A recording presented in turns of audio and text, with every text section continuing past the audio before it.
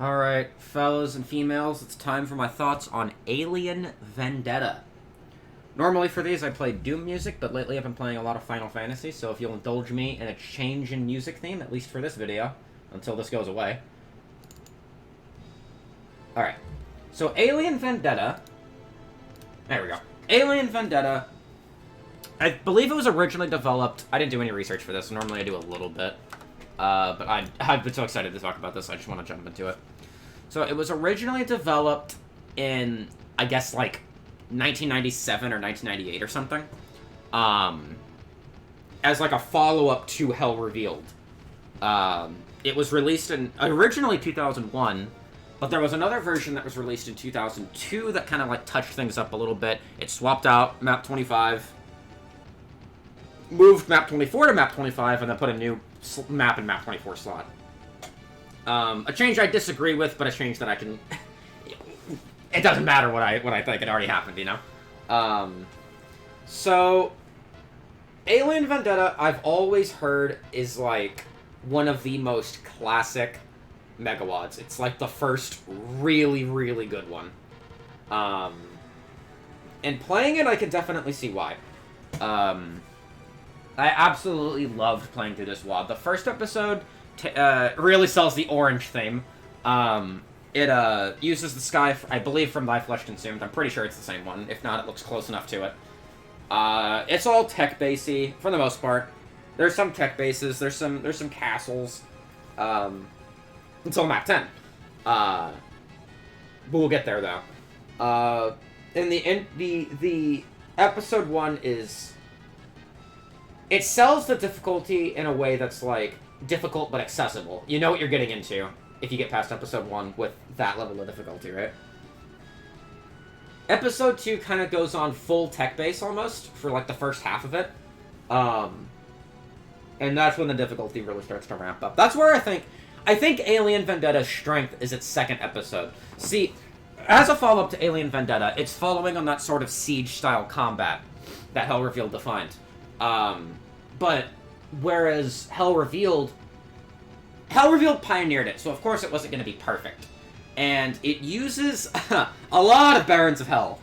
And I think that makes Hell Revealed a lot more sluggish, because it really slows a lot of combat down when you have to stop and kill 85 Barons, you know? I think had Hell Revealed used Hell Knights instead of Barons, absolutely the same power, just half health, I feel like it would have been a lot better. It would have been a lot more accessible. It would have been a lot more fun. But Alien Vendetta took this same style and tried to make it more engaging, I think. And in Map 13 has like almost 600 monsters. That is about on par with the highest kill count in Post-Mortem. That map with the highest monster count in Hell Revealed.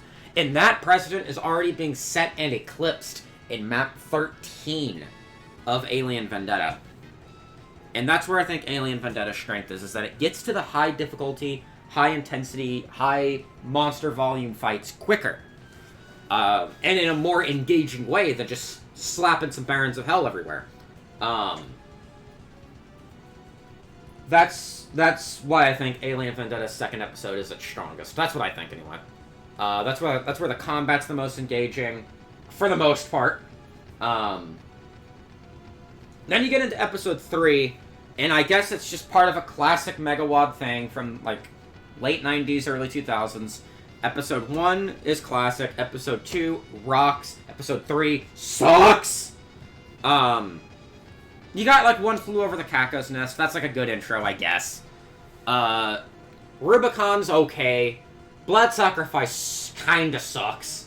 Clandestine Complex kinda sucks. And then you get to the inaccessibles. You get to Demonic Hordes. I'm skipping Valley of Echoes because this isn't in the 2002 release, but, like, you get to Demonic Hordes. You get to Dark Dome. You get to Stench of Evil. Then it just gets brutal, man. Like, it gets hard. That's where the difficulty comes in. But that's also where it takes the Hell Revealed step and goes very far beyond. 1,300 monsters, then 900 monsters, then 800 monsters. It's just insanity. That's where I think Alien Vendetta tries to sell its high points, although I don't think that's what lands. I think Alien Vendetta's second episode is what lands. So, that being said, let's go on to the Hall of Fame game, Shame. I had to think very long and very hard about this. And even right now, I'm still waiting to, I guess to use this WOD's term, cross the Rubicon, if this is what I want. Whoopsies. Hold on. Tabbed out. Sorry. Sorry! Hold on. Okay. My Hall of Fame for Alien Vendetta. And I'm really thinking on this. I'm really making sure. This is what I want. The Final Fantasy VII music's helping me. I think I'm content. I think my Hell Revealed... God damn it. Stop saying Hell Revealed. I think my Hall of Fame for Alien Vendetta is a spicy one. Might be a hot take. Might not be what people expected. My Hall of Fame for Alien Vendetta is Map 13, Suicidal Tendencies. Whew. I don't think I had more fun in this WOD than when I was playing Suicidal Tendencies. This map was, I think, the highest point of combat. I think it just... I don't think it got better than that, honestly. Demonic Hordes was very... See, if I wasn't desensitized to Demonic Hordes, I might have picked Demonic Hordes. But that's a very long map. It's a long and difficult map, and you have to think. With Suicidal Tendencies, you don't really have to think. You can kind of just hold W and hold left click, and you'll kill everything. For the most part, you just have to think. There's the death hallway with all the zombie men. That was very fun, right? There's the warehouse with the cyber. That was fun. This map, I think, was just my favorite to play out of Alien Vendetta. I never had more fun than this. And this song can go fuck itself if you know where it plays in Final Fantasy X. The Hall of Game for Alien Vendetta. Let's take a walk through this. We have Map 4, Seclusion. This is kind of a nostalgia pick for me. I just picked it because I think it was my favorite tech-based level, and I just enjoyed walking through it. It was the map I remember the most when I played Alien Vendetta the first time in 2020. Like the first 4 maps. And I think it's just a nostalgia pick, honestly. Next. Map 8, Beast Island. Don't know how I couldn't pick it. Loved going into the castle. Loved getting to the castle. As difficult as fighting it was, I was low on health for a lot of it. I greatly loved this castle, though. It was really cool. Speaking of the castle, though, that's not where it ends. Castle Gardens, it really felt like it was connected to Beast Island. It absolutely did. I prefer Beast Island, for sure, but I liked how seamless it felt. We're actually exploring the inside of this castle, you know? It's not an entirely different level in the game. Next is Toxic Touch. I think people expected this one. Not because it's green, but it's... Let me take a drink real quick.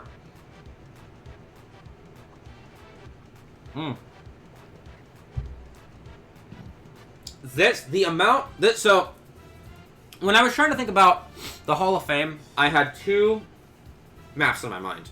Suicidal Tendencies, and it came down to 2 maps. Suicidal Tendencies and Toxic Touch. I could not decide which one should get it. On the one hand, I was thinking about what I wanted for the Hall of Fame condition, ultimately. On the one hand, there is the fun factor. What map did I have the most fun in? What map would I be the most likely to come back to? On the other hand, which map set the atmosphere the most for me? Which map left the strongest impact on me? And with both of these conditions set, there were 2 different winners. Suicidal Tendencies wins the fun factor. Toxic Touch wins the impact factor. The amount of loneliness that you feel when you play Toxic Touch for the first time is immeasurable, I think. It's a lot of it's in that MIDI, but a lot of it's in the level as well. One does not play up the level without the other. It's a special experience, honestly. Ultimately, I have to pick Suicidal Tendencies because I'm more likely to come back and play that. I almost don't want to play Toxic Touch again unless I'm showing it to a friend, because I don't want to have that experience be ruined by me playing it again, you know? I want that memory to stay how it is. So, Suicidal Tendencies wins, I think. But Toxic Touch, fantastic map. Absolutely loved it. Other standout map from Alien Vendetta. You know my top 2 anyway. Next. Oopsies. Next. Nemesis. This is kind of probably a troll pick, some people might think. I liked... from Beast Island to here, this is basically one seamless experience. Although this is probably the weakest of the 4 maps. You know, I like the idea that you emerge from the sewers and some water, and you're scaling this mountainside into this mountain fortress. And the mountain fortress might not have been the most fun thing, but I enjoyed besieging it. Next. Sorry, I'm kind of backed up right now. I'm kind of congested. So. Next. Map 14, Overwhelming Odds. This WAD knows what I like. Give me a medium-sized map with, like, 600 or 700 monsters. I'll be happy. This is great. This WAD really knows what I like. Next. Map 31, Killer Colors. I got really pissed off in this map because of the Revenant fight. I didn't know you're supposed to leave the Cyber Demon alive. I fucking blasted his ass. But even despite that, I loved the gimmick. I think it was really cool, so it gets the Hall of Game from me. Next. Map 32, No Guts, No Glory. I really don't like those Archviles at the start. They really ruin the start of the map for me, I think. But other than that, this WAD knows what I like. It really does know what I like. Map 18, Lake Poison. Again, this WAD knows what I like. I love the ending room. This is basically here because of the ending room, where you fight the, like the 12 masterminds or however many it is. And it's an eclectic little room, and I love it. It's so cool, man. I love this room. I love this WAD, this map, everything. Yes, hello, hi. Next. Misery Haluk. This might have been the obvious pick. Although I learned some people don't like this map, actually. Which is fair, I think. It is probably not as interesting as it could be. I wish I could have experienced this map blind. Unfortunately, I didn't. That's just how, you know, when you watch Dina Doom, that's just how it goes. You gotta get spoiled with some stuff.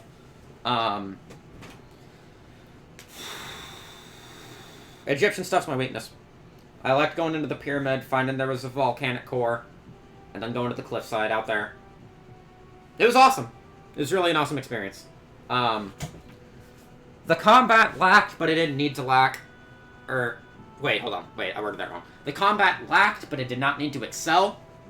The atmosphere that it set was more than enough, and that's why this map gets Hall of Game, or the atmosphere. Next. Demonic Hordes. Swad knows what I like. This was the first map I played from Alien Vendetta. Like, in recent times. And I played it because I wanted to just play it, just to see how hard it actually was.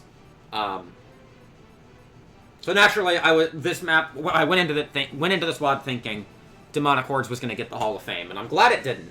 I'm glad there's other maps that beat it out. So yeah, you might be able to guess, this is a very long Hall of Game. And there's still more! There is still more! Next. The other map 25, Valley of Echoes. This map got added because of the Valley. I wish there wasn't so much hurt floor in the first half, but other than that, like, the big brawl down in the first Valley, then you go down in the other one, and there's like 13 cyber demons all fucking each other. Like, it was awesome. It was awesome, dude. Maybe a little tedious at a few points, but it was awesome. I get why it was removed, but like, I think I think if you play through Alien Vendetta, you gotta play Valley of Echoes as well. Like, it's a classic, I think. It's a certified hood classic from me. Tedious, but it's a certified classic. Next. Map 26, Dark Dome. It's post-mortem, but way crazier. This was a fun but confusing map to play through. I think of these 3 slaughter-ish maps here, I think this is probably... Okay, I was going to say this is the weakest one. I actually think Valley of Echoes is the weakest one. I think Dark Dome is probably second place. Demonic Hordes wins, but Dark Dome... Dark Dome has the slaughter map start I think every slaughter map should have. You're surrounded and horrendously overpowered. I think that's how every slaughter map should start. I have never played Speed of Doom, but I'm recalling a few maps from Speed of Doom that start like that. That's what I think every slaughter map should start like. It should start like that. Next. Map 29, Fire Walk With Me. It's a cool name. That's not why I picked it. I picked it because I think as a penultimate map, it was very fun. I enjoyed the Revenant Crevice, as I'm calling it. That's the first fight that really got my attention. I liked the Chain Gunner Mountain, the mini mountain, the Chain Gunner Hill. That was pretty fun. This was just a fun penultimate map to play through, honestly. And that is it for the Hall of Game. That's a very long Hall of Game. That's the longest Hall of Game yet. I had to add like 5 or 6 new rows. Like, you can't see my mouse, but I had to add like 5 or 6 new rows to like add all the new maps, right? So ultimately, Alien Vendetta for me gets about I'd say about it's in the 9s. It gets a 9 out of 10. I'd say arguably like a 9.2.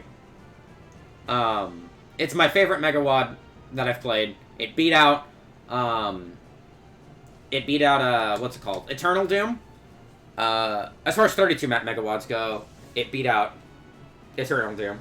As far as other WADs go that are on my tier list, it beat out Slayer and it beat out Troopers Playground. So this is the current number 1 spot.